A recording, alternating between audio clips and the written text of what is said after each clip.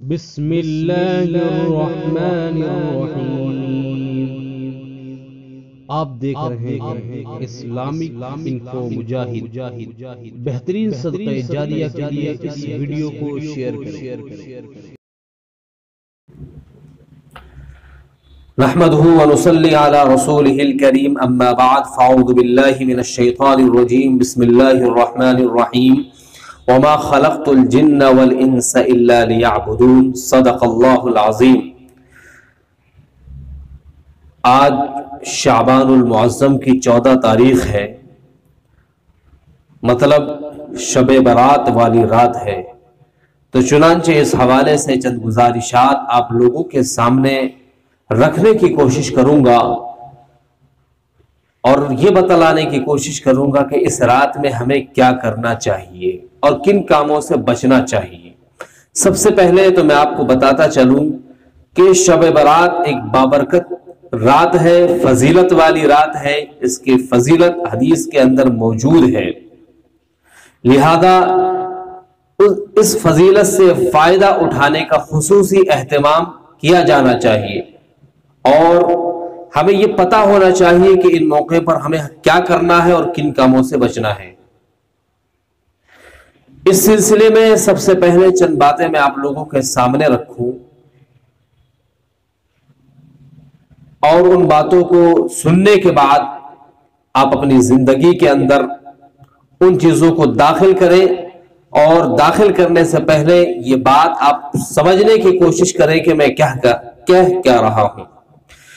پہلی بات، اس سلسلے میں جو چند باتیں پیش نظر ہمیشہ رہنی چاہیے شب برات کے تعلق سے کہ نفلی عبادت تنہائی میں اور اپنے گھر میں ادا کرنا افضل ہے، لہذا شب برات کی عبادت بھی گھر میں کریں، مسجد میں نہیں۔ حضرت عبداللہ ابن عمر رضی اللہ تعالی عنہ سے روایت ہے کہ حضور صلی اللہ علیہ وسلم نے ارشاد فرمایا، اپنی نماز کا کچھ حصہ اپنے گھروں میں بناؤ، یعنی نوافل گھر میں ادا کرو اور ان کو قبرستان نہ بناؤ کہ قبرستان میں نماز نہیں پڑھی جاتی۔ اسی رات میں عبادت کا کوئی خاص طریقہ مقرر نہیں ہے، ذکر، تلاوت، نفل نماز، صلاۃ التسبیح وغیرہ کوئی بھی عبادت کی جا سکتی ہے اور اپنی اہمیت اور اپنی طاقت کے مطابق عبادت کرنی چاہیے۔ اتنا بیدار رہنا صحیح نہیں کہ آدمی بیمار ہو جائے یا بیدار رہنے کی وجہ سے اس کی فجر کی نماز قضا ہو جائے اور پورے سال فرض نماز کا اہتمام کیا جائے۔ صرف شب برات میں نفلی عبادت کر کے اپنے آپ کو جنت کا مستحق سمجھنا باطل خیال ہے۔ اللہ تعالیٰ مختار کل اور قادر مطلق ہے، وہ جس کو چاہے معاف کر سکتا ہے، لیکن آپ کو کرنا یہ ہے کہ اس رات میں عبادت کرنے سے افضل اور اعلیٰ درجہ یہ ہے کہ آپ فرض نماز کی پابندی کریں۔ صرف یہ نہ سمجھیں کہ آج کی رات عبادت کر لی تو ساری زندگی کی عبادت ہماری معاف ہو گئی، ساری نمازیں ہمارے ذمے سے معاف ہو گئی۔ ایسا ہرگز نہیں ہے۔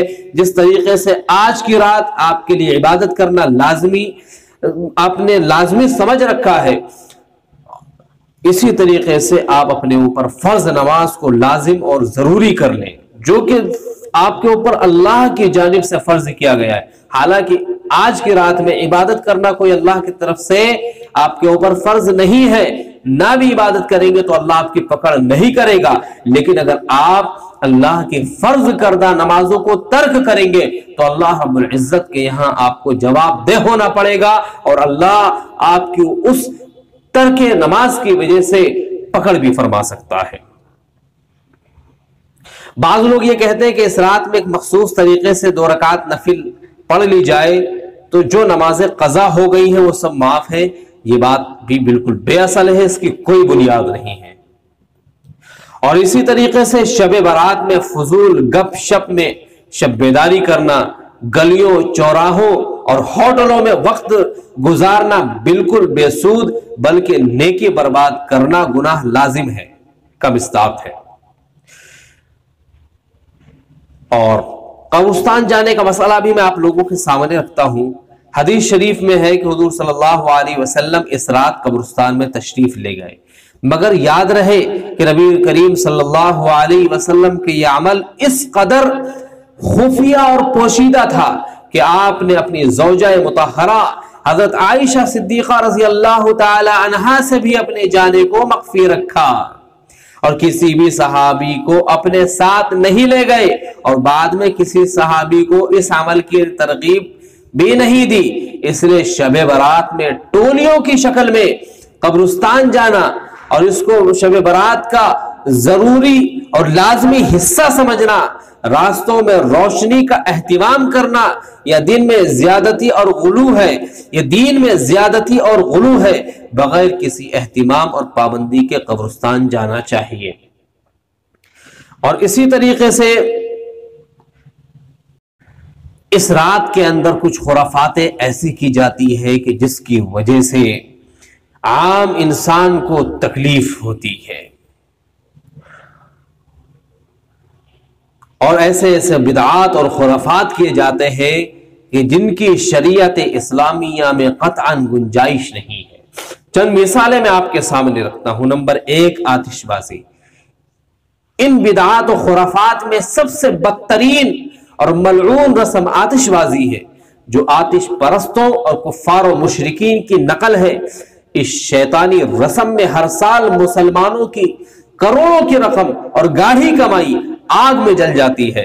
بڑی دھوم دھام سے آگ کا یہ کھیل کھیلا جاتا ہے، گویا ہم خدا تعالیٰ کی بارگاہ میں اپنی نیاز مندی اور عبادت و استغفار کا تحفہ پیش کرنے کے بجائے اپنے پٹاخے اور آگ پیش کرتے ہیں۔ یاد رہے، آتش بازی ایک بدترین رسم ہے، 3 بڑے گناہوں کا مجموعہ بھی ہے۔ پہلی چیز، قرآن میں اللہ تعالیٰ نے ارشاد فرمایا کہ اپنی کمائی فضولیات میں خرچ کرنے والے شیطان کے بھائی ہیں۔ چنانچہ باری تعالیٰ نے ارشاد فرمایا ان المبذرین کانوا اخوان الشیاطین، بے شک فضول خرچی کرنے والے شیطان کے بھائی ہیں۔ دوسرا، یہ کفار اور مشرکین کی مشابہت بھی ہے۔ چنانچہ اللہ کے نبی صلی اللہ علیہ وسلم نے ارشاد فرمایا من تشبہ بقوم فہو منہم، مشکات شریف کی روایت ہے، یعنی جو شخص کسی قوم سے مشابہت اور ان کے طور و طریقے اختیار کرے گا اس کا شمار بھی انہی میں ہوگا۔ مگر افسوس، ہماری زندگی پر ہر چیز میں آج ہم کو غیروں کا طریقہ ہی پسند ہے اور اپنے محبوب پیغمبر صلی اللہ علیہ وسلم کی سنتوں سے نفرت ہے۔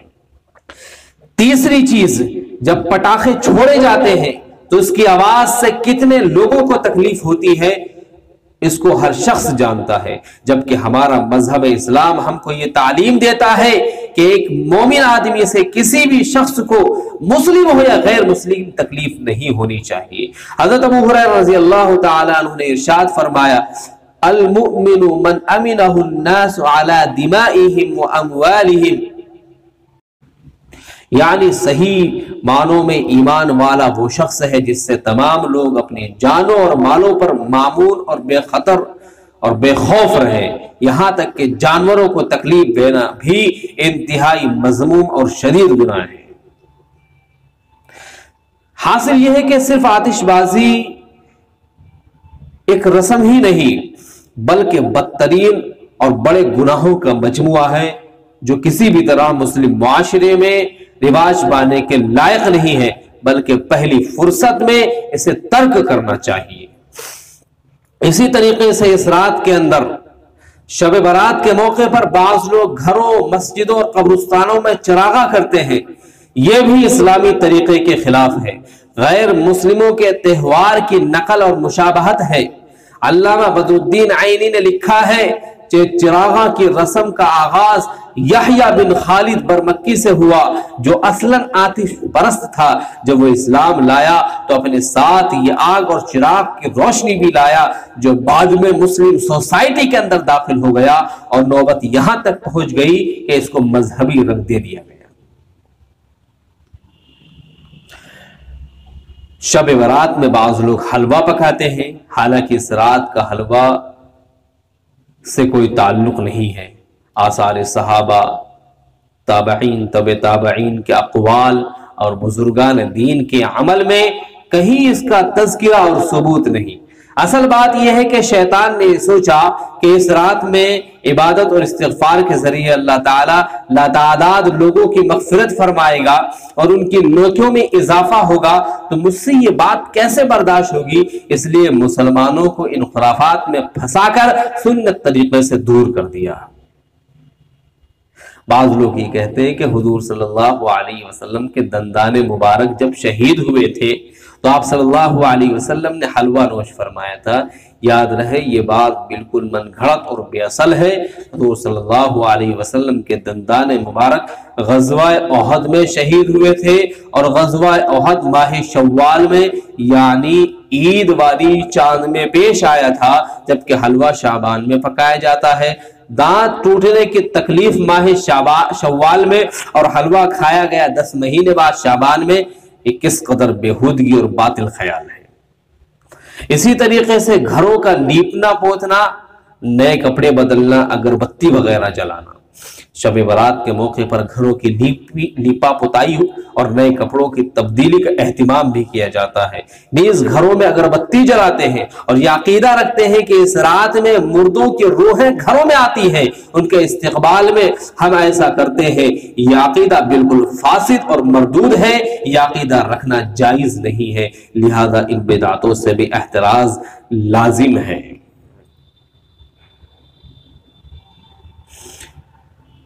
اور اسی طریقے سے ایسی بہت ساری خرافات ہیں جو اس رات میں کی جاتی ہیں۔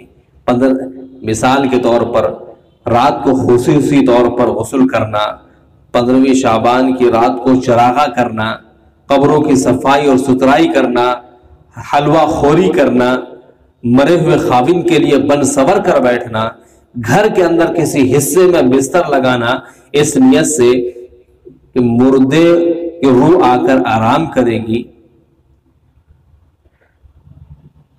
تو یہ ساری چیزیں اسلام کے اندر نہیں ہے۔ تو میرے بھائیو، اللہ رب العزت نے اگر یہ رات دی ہے تو ہر طرح کی خرافات سے اپنے آپ کو بچانا چاہیے۔ یہ عقیدہ رکھنا کہ یہ تمام کام، یہ تمام طرح کی برائیاں ہم نے آپ کے سامنے ذکر کری ہے، یہ اسلام سے اس کا قطعاً تعلق نہیں ہے۔ اس رات میں تو بندوں کی کوشش یہ ہونی چاہیے کہ اپنے نیک اعمال اور اچھے اعمال اللہ کی بارگاہ میں پیش کیا جائے اور اچھی طریقے سے اس رات کو گزارا جائے۔ تو اس رات کے اندر آپ کو 3 ہی کام کرنے ہیں۔ نمبر 1، اپنے گھر کے اندر عبادت کا اہتمام کرنا ہے اگر آپ کو نفل، اور اسی طریقے سے کسی وقت قبرستان جا کر زیارت قبور کر لینا، اصحاب قبور کے لیے دعائیں استغفار اور اصالہ ثواب کر دینا، وہ بھی تنہا جانا ہے، ٹولی کی شکل میں نہیں۔ ان کے علاوہ جو امور ہم نے ذکر کیے ہیں وہ تمام کے تمام بدعات اور خرافات کی قبیل سے ہیں، اور بعض میں تو کفر کا سخت اندیشہ ہے۔ اس لیے میرے بھائیو، اللہ رب العزت نے اگر یہ رات ہمیں اور آپ کو عنایت کی ہے تو اچھے کاموں کے اندر سب لگائیں اور برے کاموں سے اپنے آپ کو بچانے کی کوشش کریں۔ بہرحال اللہ رب العزت ہم سب کی ان خرافات سے مکمل طریقے سے حفاظت فرمائے۔ وآخر دعوانا ان الحمد للہ۔